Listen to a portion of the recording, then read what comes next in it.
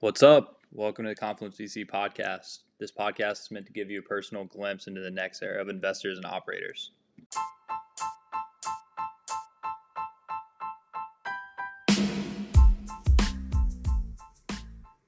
This week we had on Mark Grace, who's an investor at M13 based in LA. M13 is one of the premier consumer-focused funds, and their portfolio consists of companies like Lyft, Ring, ClassPass, Daily Harvest, and many others. Mark is one of the earliest employees at M13, and we wanted to have him on to learn more about what he's focusing on today. In this talk, we discuss Mark's path into venture, key themes within consumer tech, areas within consumer that he is monitoring, and why LA has emerged as a hotbed for consumer businesses. What's up, Mark? What is going on? What's up, dude? How are you? I'm good. Just making no little plans. Yeah, same boat. Hey, dude, I'm loving the slick back. Yeah, my hair is getting pretty long. I had to cut it a couple days ago because I had a mullet, but we're still growing it out. Cool. Let's dive right in. First question Yes. we have is path into venture, path to the current role, and then the current or the lessons you've had along the way. That's a good question. So I have been in the venture world for about 3 years now. I joined out of undergraduate when I was at UCLA back in 2017. So not totally sure if that is a common or uncommon path into the venture world, but it feels like everyone has kind of their own unique path. Tyler and So I I joined did up. that. We're fresh No, out. yeah. Yeah. So Yeah. it used to be unique. Maybe it's not anymore. I don't know. We're You know, we used to think we were special. Like, yo, like all y'all 26, 27-year-old HBS, GSB graduates, yeah. catch up, you know? But, So I was listening to the podcast with Molly from Dorm Room Fund the other day, mhm. and it was a fantastic podcast, by the way. But like, I Thank you. I don't even know if like Dorm Room or things like Contrary were on UCLA's campus at the time, but I actually helped co-found Confluence. he did. Yeah. Oh, or Contrary did? Not. Well, no, And I Confluence. was. You cut me. I was gonna get to it. I got a name drop us swiftly, but no, I meant Contrary. But yeah, so I actually helped co-found Contrary with Eric. Well, I wish that was available at UCLA at the time. Maybe it was. I just wasn't looking in the right places. But I, like, a bit of background on myself. I studied econ at UCLA, and for the first couple of years was just going down the traditional like finance, business, consulting path. Wasn't really until my, I think, junior year that I started to like get interested in sort of the tech startup world.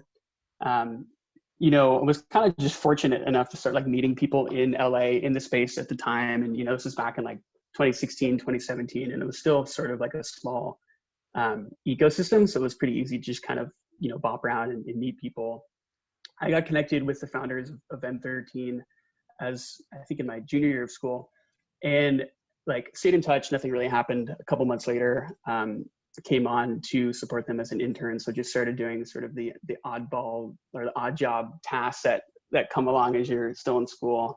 So did that for a few months, and it sort of became apparent to me that like they were looking to, you know, build up the firm, go out, raise a fund, build up the team, and kind of build up the whole, you know, operating model that, you know, our firm's predicated around. And so sort of saw the opportunity to get involved and sort of pushed to join full time, and did that in July of 2018. So been full time for a little over 2 years now.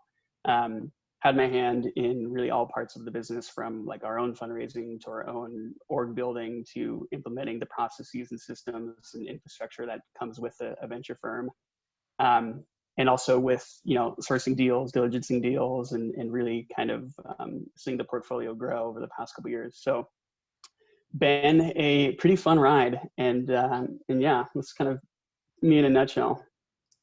That's pretty dope. I mean, you all are emerging pretty quickly as one of the top brands. I'm not, you know, you all are a little early, so you can't really tell on returns, but you all are killing it. So congrats. What was it like for you as an entry level person, kind of getting into the platform and the content and stuff like that? Like, how'd you know what materials or which directions you should be running into? Specifically, like mean, like what areas I wanted to focus on, or just like what platform, like you pretty much help them launch the fund. So like learning in real time as you're building something is like, I was looking at 0.72 a bit, given that we had like a broader asset management firm behind us, but just generally that's a really awesome opportunity. I wanted to just know where you were getting your resources from to learn. I don't know if your partners handheld you through it, or you did internet research or have mentors. So I think part of it is just like, you know, being what, 20, 21, some of it's just naivete. How do you say that word? I don't know, being naive, and just sort of like willing to do whatever. And it almost like started, like my journey almost started backwards, right? Like most people get into the venture world and start getting in an investing role and start looking at deals. But really for the first year, that was like not the focus at all. It was much more focused on firm building and helping us go about like our fund formation process. And so that isn't the easiest stuff to research online.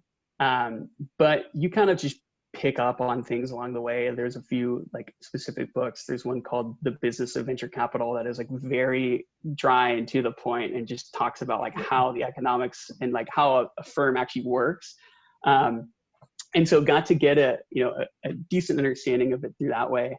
But really a lot of it was just like on the job, just being in meetings, just kind of being a sponge and soaking in what, you know, the team and the partners were kind of talking about, and sort of, you know, acting like you knew what you were doing, I guess, to the extent possible to get by.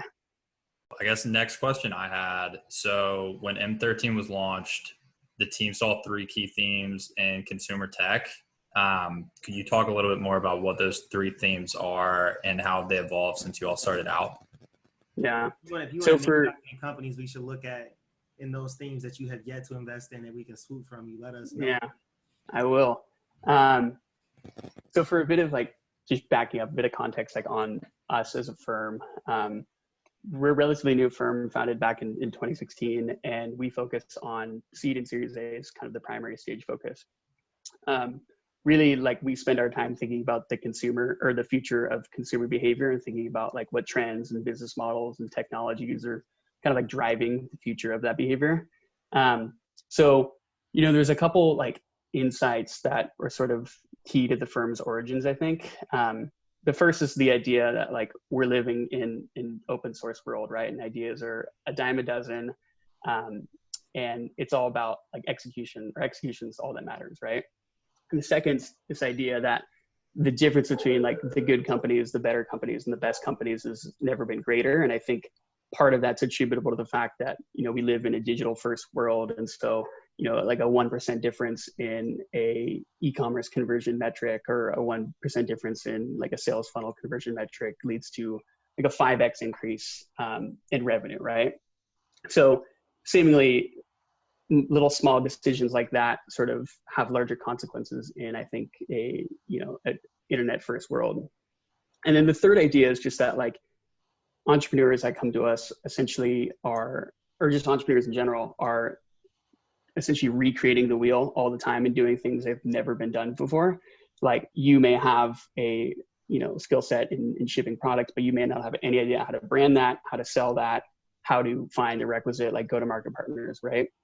And so we've spent some time like thinking about all of those and thinking about like how we can build a firm that sort of is cognizant of those insights and tries to kind of leverage them to the extent possible. So the whole kind of like sort of thesis for the firm is, you know, how do we build a kind of operating team and operating platform that like our companies can tap into? So we focus on building out a team of folks with very specific vertical expertise across areas like data science, finance, marketing, ops, sort of areas that are universal to any early stage company, but they may not have sort of the wherewithal or the budget to hire for those. So we focus on building out sort of that like high touch capability that our founders can tap into. And then also we've thought about building sort of the low touch mechanisms and sort of like tech platform that our companies can access for things like intros, lists of key, you know, vendor resources and things like that, because you have to be cognizant of the fact that, you know, the high touch doesn't always scale. And so I think generally speaking, those trends have, you know, these 3 trends have continued to stay true over the past couple of years. And I think, you know, they ring true in really any category, whether that be consumer, enterprise, healthcare, whatever.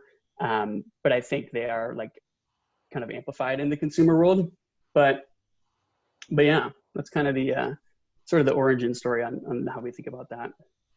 For you, when you look at the consumer ecosystem, was that part of the driver of you all starting your fund in LA? Like, how does that actually work for you all? And then from there, can you kind of talk a bit about like what it was like for you all to actually make the bet on the quote unquote underserved community in LA, and how you feel about that now that you live in it?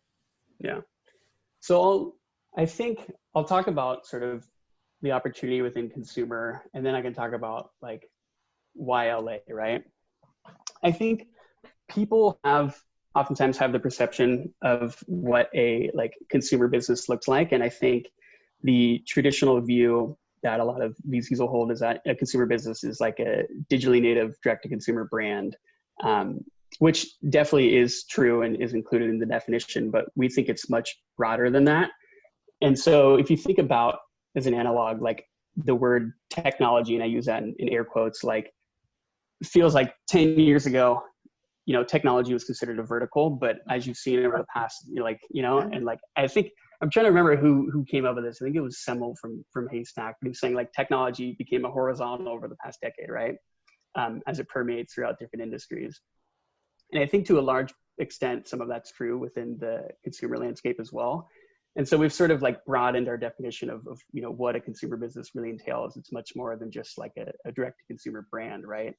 So that's sort of like the sort of idea that we have on like what defines a consumer business. And then sort of to your second point on, why LA, I think there's a couple high level points, and then there's a couple like specific ones. Why it's a good question. Do you all consider B2B2C distribution strategies consumer, or are you all strictly looking at B2C? Yeah, so we'll do that as well. And like, I hate to use the term, the consumerization of work or the enterprise, which I know is just it's real incredible buzzword, but I think there is a lot of validity to that. And we definitely do look at stuff and have invested in that category as well. And you get some of the benefits of selling to an enterprise and some of the kind of the inherent business model benefits that come with that. But you're also, delivering value to the end consumer, which oftentimes is an employee or a consumer itself. But we definitely kind of focus within there as well. So yeah. Even companies like Chef, there's a ton of these things. Yeah, exactly. So it's a big category. And then to your other point on like why LA, right? I mean, there's a couple like, headline statistics, right? It's like the third biggest city in North America, has a ton of good universities, go Bruins, like busiest port in the nation, good weather, which I don't think you can underestimate. And obviously Clay's firm Mucker had recognized that fairly early on as well. But I think like the reason of why it's a good place for consumer businesses is probably to a large extent attributed to just the fact that like the media and entertainment industry is so big, and just Hollywood as a whole.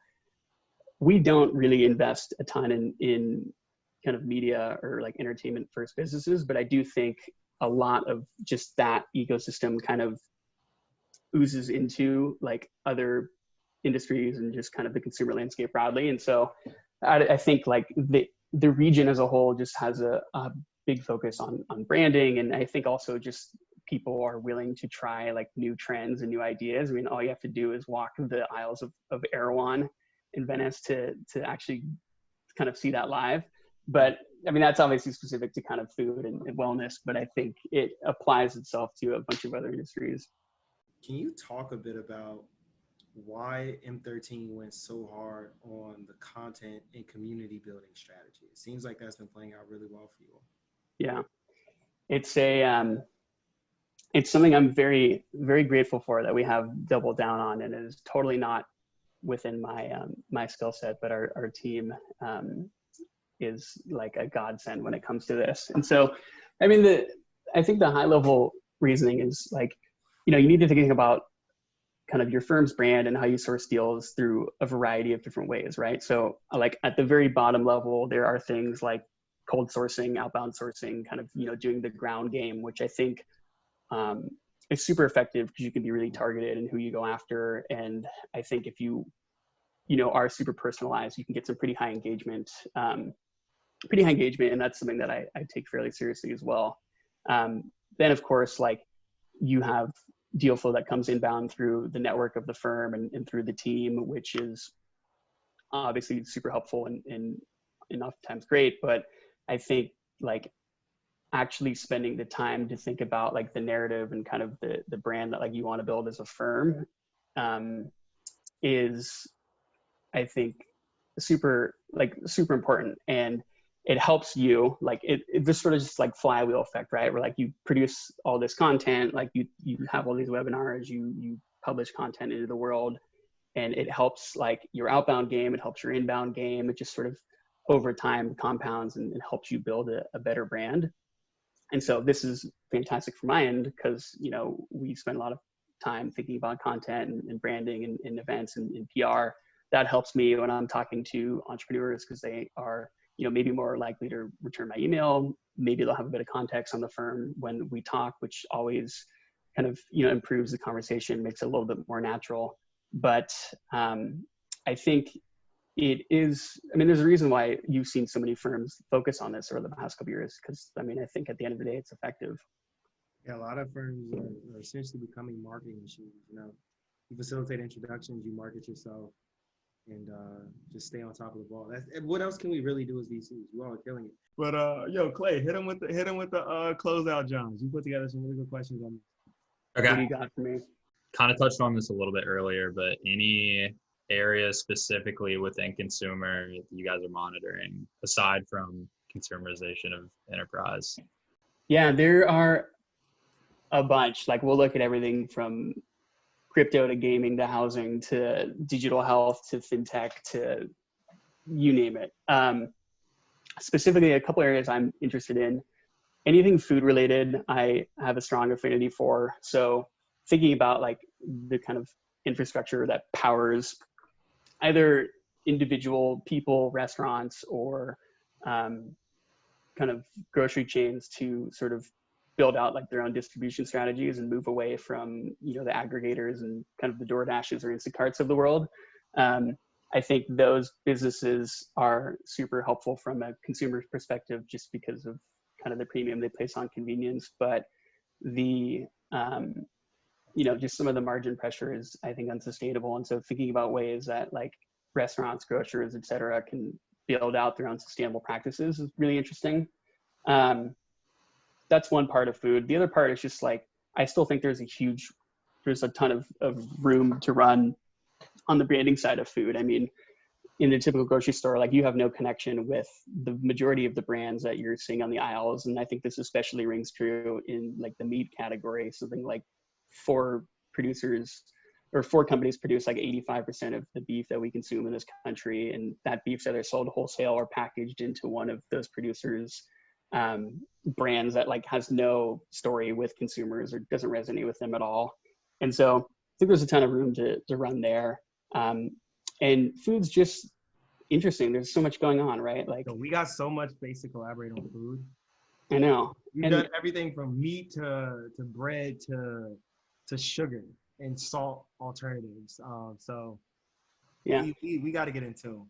Yeah, and the reason already on that, bro. Yeah, the reason it's interesting is because like I mean, there's so many trends around health and wellness, sustainability, obviously COVID. But it's also just interesting personally, right? And I think you need to like have a personal interest in what you're looking at, and who doesn't like food?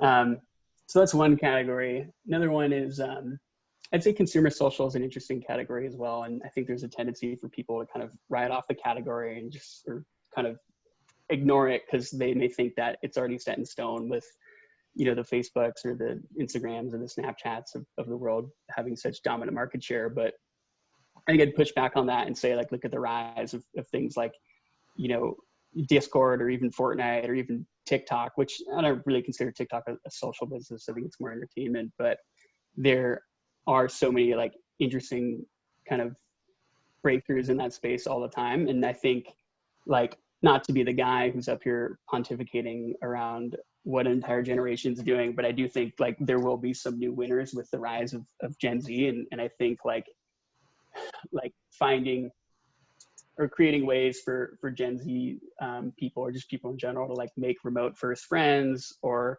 use other technologies like avatars or audio to build social platforms around that, I think is pretty interesting.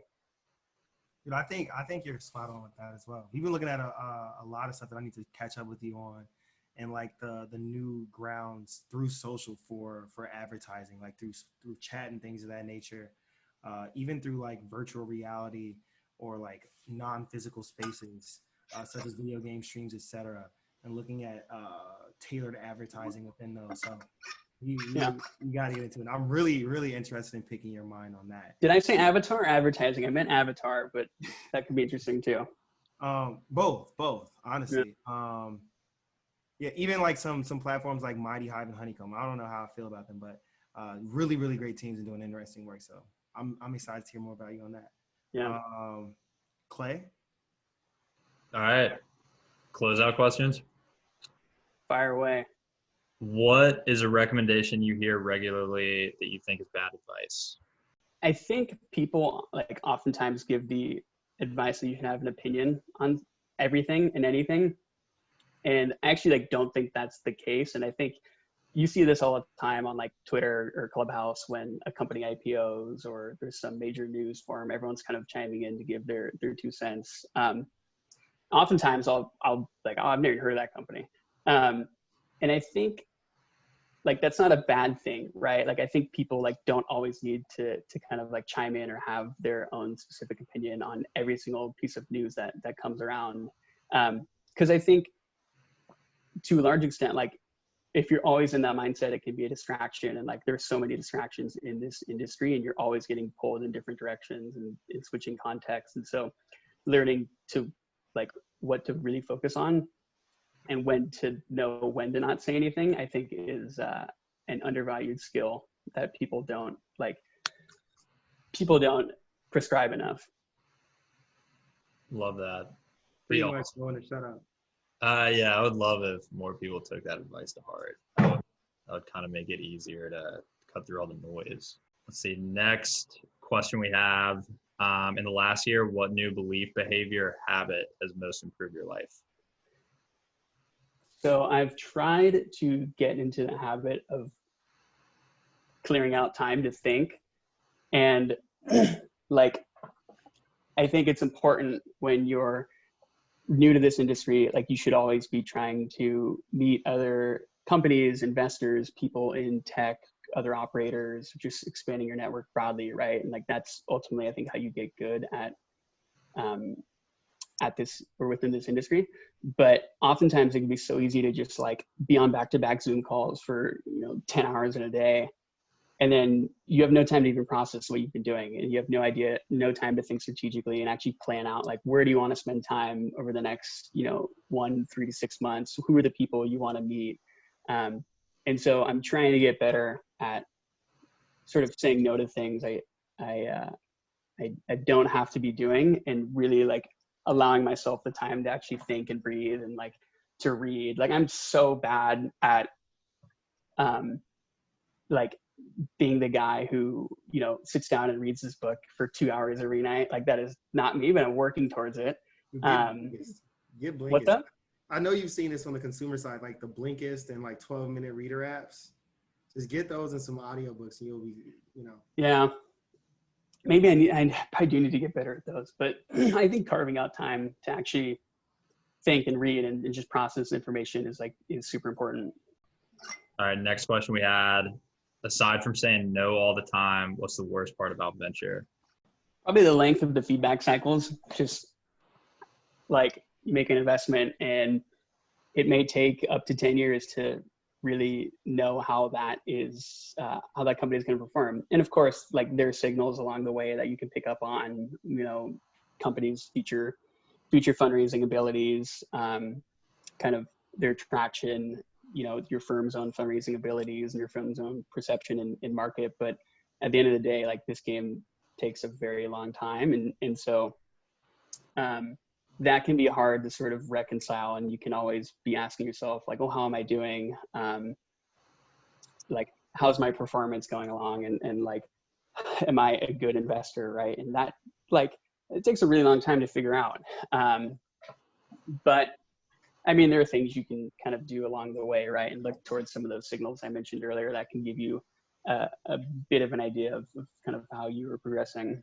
That's good advice too. I mean, I think that's like kind of the struggle with all of us right now that are early in our careers. I mean, you kind of make these bets and then you have absolutely no idea how they're going to turn out. Like maybe best case scenario, you were right, but if not, like there's a quick cycle feedback loop if you're wrong, but longer one to kind of gather and understand if you're right about things. Yeah.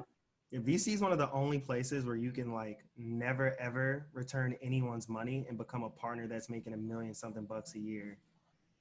You know, it's kind of a finesse, but all in all, you're right. It's hard if you actually want to be the best in this game to get that feedback loop. I think maybe later in your career, once you get like a third fund turn, then you can start to see how good you are and kind of get that feedback regularly. Hey, power to you if you're able to build a career, a 20-year career off no returns, right? But I don't think there's too many people to name who have, man. Yeah. But I would never want to take that path, and I don't think anyone else here would. So yeah. All right, let's see. We've got 2 more questions for you. So first one is best piece of advice for junior VCs or those aspiring to break into venture. Yeah, good question. So I'll give a shout out to my former colleague, Sabina Lada. Sabina, if you're listening, thanks for this advice.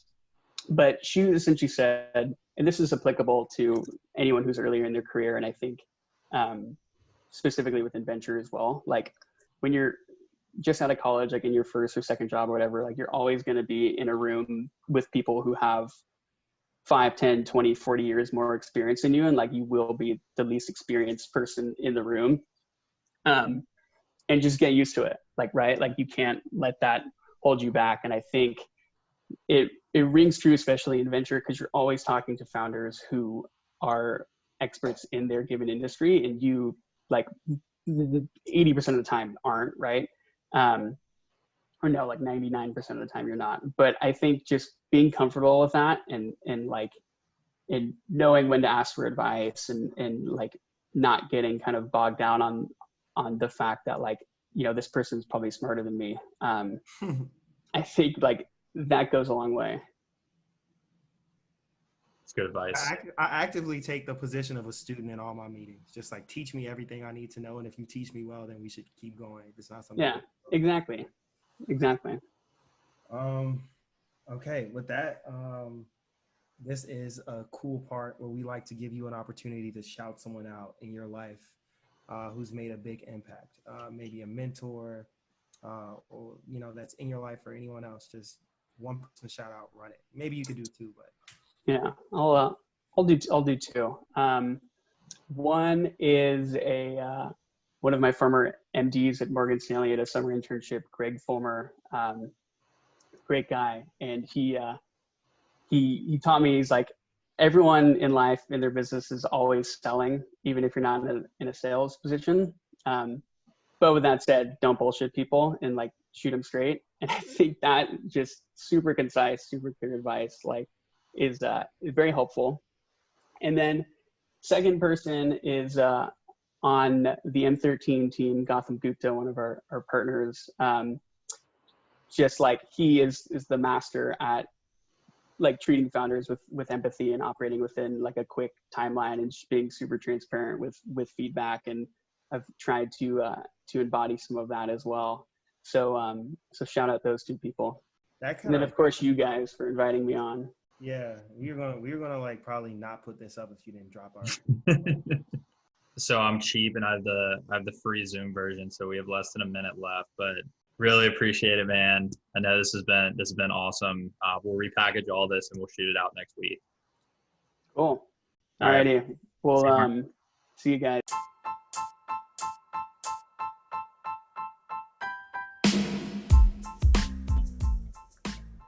We both had a ton of fun recording this, and we hope that each of you were able to pick up something valuable from it. If you're a consumer investor and haven't done so already, we strongly encourage you to check out Mark and the rest of the M13 team.